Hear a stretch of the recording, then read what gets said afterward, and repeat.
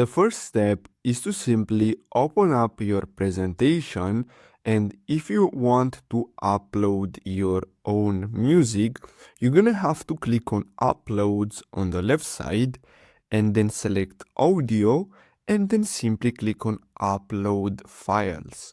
Then you're gonna have to select your music, and now all we have to do is simply wait until this loads up, and then after that we're gonna be able to drag this. So we're gonna have to simply click on it, and as you can see, we have here the length of our presentation, as you can see at the bottom. Now, if you want, you can click on beat sync. So basically automatically sync to music.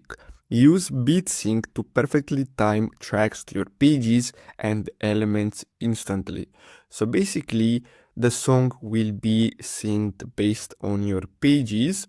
Now, if you want, you can also go to elements and then scroll down, and basically you should be able to use their own music. So you can click on audio and click on see all, and here you have some different categories, so you can select instrumentals and you can use this into your presentation.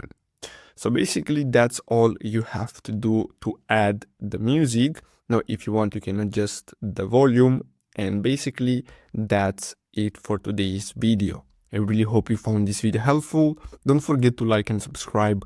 Thanks for watching.